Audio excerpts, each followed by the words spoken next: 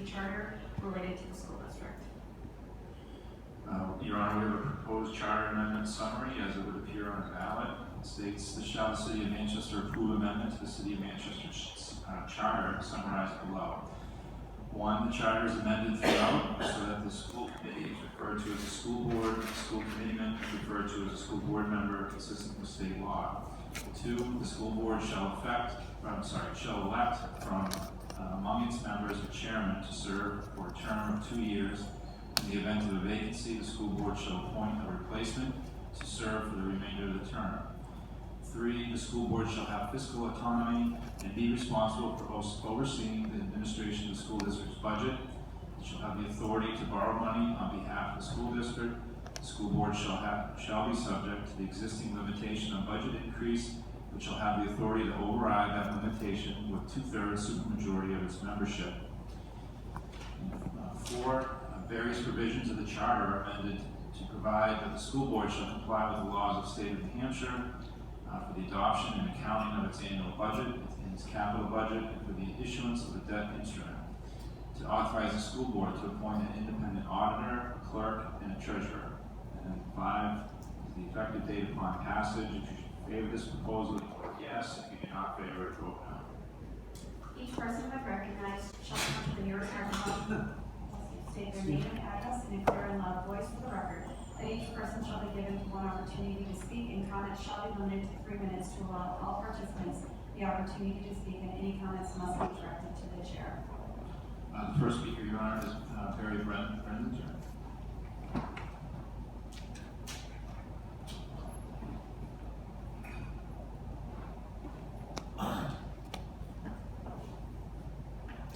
Good evening, Mayor Aldermen.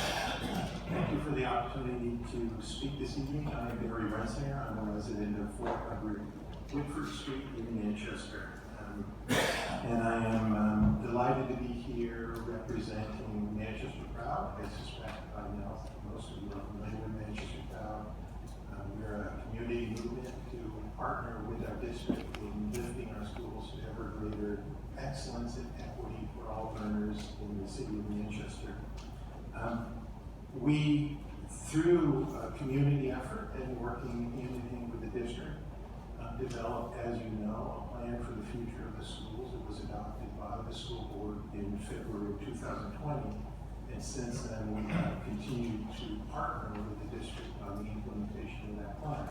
One of the key goals of that plan was to grow our system, and what that means to us is to build a system with greater efficiency and effectiveness so that the resources we apply to our schools are optimized for the benefit of the greatest need and benefit of all of our kids.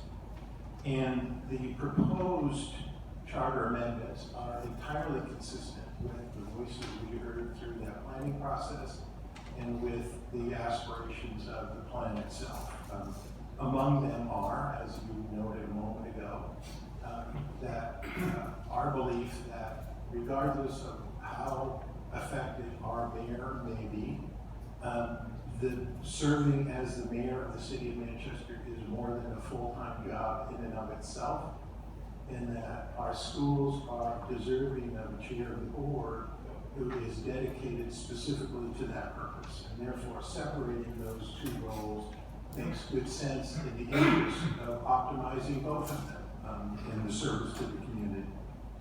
And secondly, we believe that our Board of School Committee, as elected and responsible body who have been chosen to oversee our schools, should have the authority to determine their own budgets and bonding.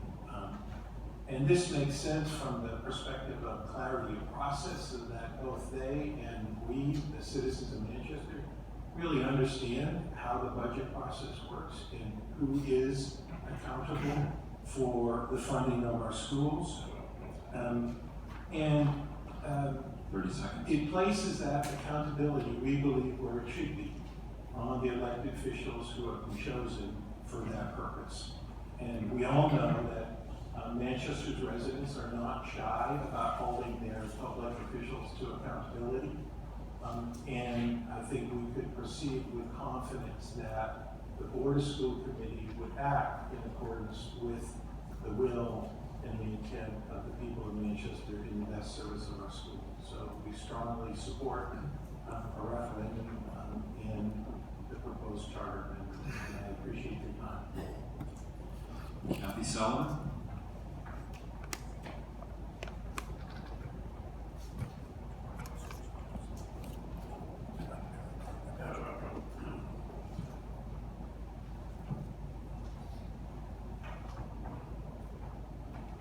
Good evening, Mayor and Aldermen. Thank you for giving us this opportunity to address you. My name is Kathy Sullivan, 192 South Mammoth Road, Ward 8, Manchester.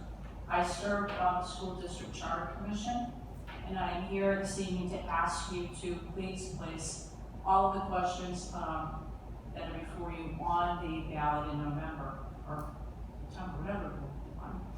Last November, the voters overwhelmingly, with 63% of the votes cast, over 30,000 to about 17,000, voted to cast question 1, which authorized the aldermen to do exactly what you are considering to do, and that's to place these 4 questions on the ballot. They will provide accountability, clear lines of responsibility, and give the school district the authority over its own affairs, separate and apart from the board. I think this is an important step for the school district to take, and I think that it will be in the best interest of the city of Manchester and the students of the school district. All the arguments that I have heard against putting these amendments on the ballot are the same arguments that were made against question 1 back in November. Those arguments failed in November. They failed overwhelmingly. The people of Manchester want to see some progress made in how the school district is governed, and I think they want to see these questions on the ballot. I've also heard one argument against this, that, well, 20 years ago, there was a vote to make the school district a separate department, to make the school district a department of the city. I don't think we should rely upon a vote 20 years ago. There are kids today who are in college who were not born when that vote took place. I think it's time we moved on. I also know that some of the, a couple of the people who served on the Charter Commission with me are opposed to putting these amendments on the ballot. They are the same members of the commission who were not in favor of putting anything on the ballot. And so I would take their objections with a bit of a grain of salt. Right? They just are opposed to having us, the school district independent. So I do hope that you will put these questions on the ballot. Thank you for your work, and thank you for all you do for the city of Manchester. Katie LaBranch?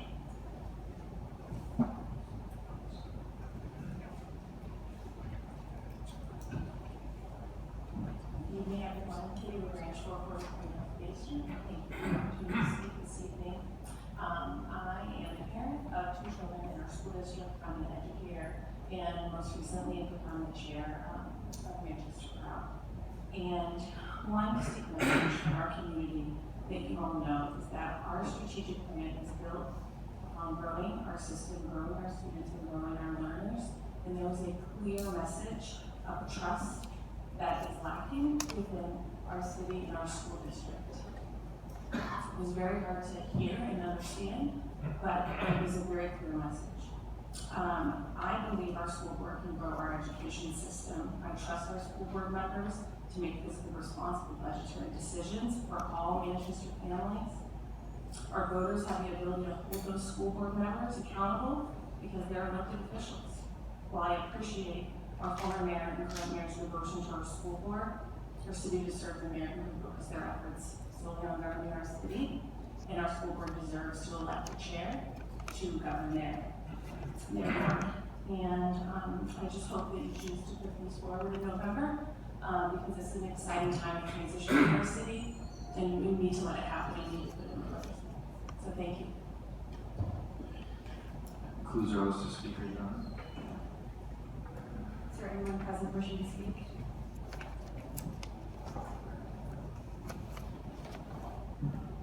Thank you, Your Honor. For the record, my name is Richard Gerard, and I live at 283 Orange Street. I personally think you should put this on the ballot. However, I think the language needs to be clear, because it's not. If the intent of this question is to remove the mayor from the school board, it ought to say that instead of saying the school board will elect a chairman from its members. It doesn't say that the mayor won't be a member anymore. If you want the voters to pass judgment on that, your question should say that. Similarly, it does not spell out that this will give the school board the authority not only to appropriate its own budget, but to send its own tax bill. This fiscal autonomy language that you have here, frankly, is really not. And it's designed, I think, to hide the reality of what you're trying to do, which is to give the school board the opportunity to raise its own budget and send its own tax bill. Currently, that resides here with this board, and it should, in my opinion, but I'm happy to have that debate with the voters. Again, your language should be clear. If it's not, it's deceptive, and that is not going to get an honest result from the voter. Finally, there are things here in this language that the school board already has. The school board is responsible for overseeing the administration of its own budget. While this board appropriates the school's budget, it has absolutely nothing to do with how the school board allocates the funds. It already has the power to authorize and to appoint its own independent auditor, clerk, and treasurer. It does that now. So I don't know why we need to amend the charter to provide for that, because it already happens. And the only thing I'll say on the content of the debate is this. The idea that somehow the mayor of the city, who as an ex officio member, if they don't believe they should be part of the school board, don't want to be, they don't have to be. And there are plenty of examples of mayors that have relinquished the chair to vice chairs of the school board, and not in distant history, but recent history. But if the idea is to somehow say that the city and the schools are separate, that the schools are not part of the city, they don't deserve the attention of the top elected official in the city, who, in my opinion, is the only one that has the center of gravity necessary to move change, whether I agree with that change or I don't. The mayor is the leader of our city. The schools are part of our city, and to remove the mayor from that board and to separate that board from the city as an entity, I think it splits the city in a way that is not helpful. But I'm content to let that happen, that debate play out with the voters. But I think you need to respectfully consider the questions that you're putting before the voters, or the representations of what these changes would be, because they fundamentally hide the intent of these amendments. And I think that is unfair, and I think it tilts the debate in the direction that those who are putting this question on the ballot wanted to go. And the final thing I say is, I think on tonight's agenda you have something about establishing a charter commission.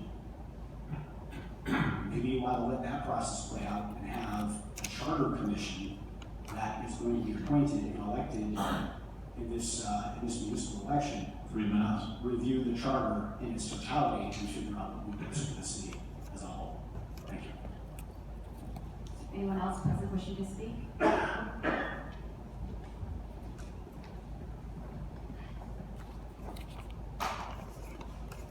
Good evening, my name is Victoria Sullivan, and I reside at 1056 South Beach Street. I'm here to clarify what the result of this charter revision would mean for the people of Manchester. I have followed the legislation that Alderman Long sponsored, along with the hearings and votes. I know that the Attorney General felt that the Charter Commission did not fulfill their task based on the language found in RSA 49B15 and denied one of those charter amendments. I'm not sure where the language came from for this amendment, but it's worth questioning. I've spoken with several of the Charter Commission members who have expressed concerns that the checks and balances have been taken out of this amendment. The original wording had oversight from the Board of Mayor and Aldermen. In the event that the school board voted to override the tax cap, that provision is gone. They also expressed that many of their concerns regarding the authority of the school board to enter into financial contracts, including bonds, has not been addressed. Former Alderman Porter did an analysis based on increases proposed by some of the board members, an upwards of $20 million increase in the school board budget. His estimates resulted in an increase between $1,000 and $2,500 in property taxes per household across the city.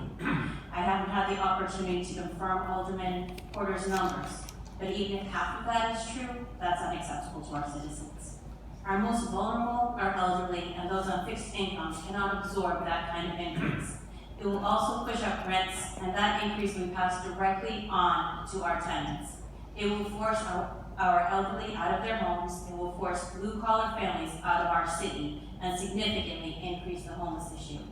I ask that you receive and file this amendment for the sake of our citizens who are already going to see an increase in taxes with the current revaluations, and if the American Recovery Plan Act funds are allocated as you have decided to be.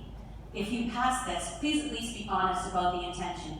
Removing the oversight from the alderman and giving the school district its own fiscal autonomy is basically allowing the district to write a blank check without any oversight to the taxpayers who are left to pay the bill. And I have one final comment. Although Manchester Proud is a community-based organization, they are not an elected board and they do not speak for the citizens, so when they talk, they should speak on their own behalf of individuals, not as a community. Thank you. Is there anyone else present wishing to speak? Please come forward.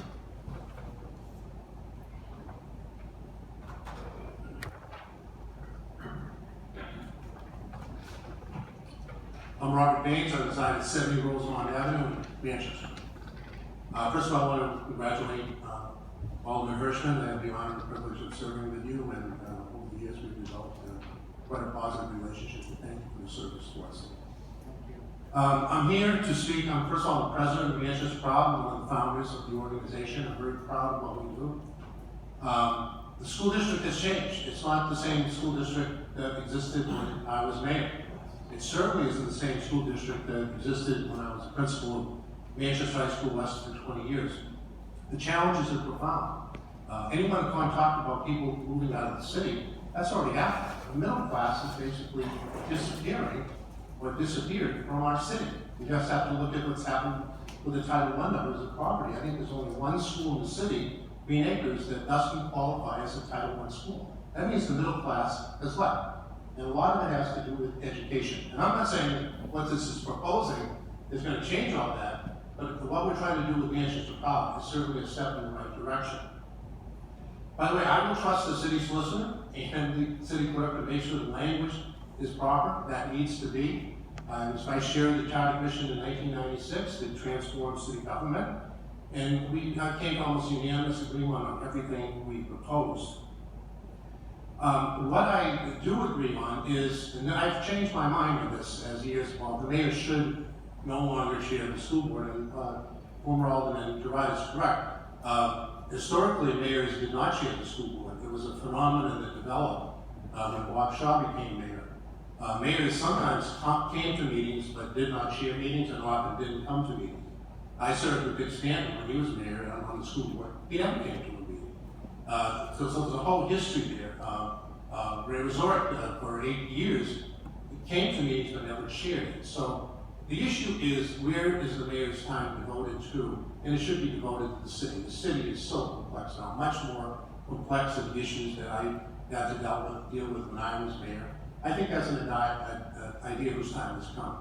In terms of elected officials, the same people elect school board members that elect aldermen, that elect mayor. And the school board has a better understanding because of the complexities of what's going on in the school district. Now, you do not have the time, the energy, maybe you have the energy, but you just don't have the time to delve into the complexity of what's happening in the school district right now. The challenges that teachers, administrators are facing.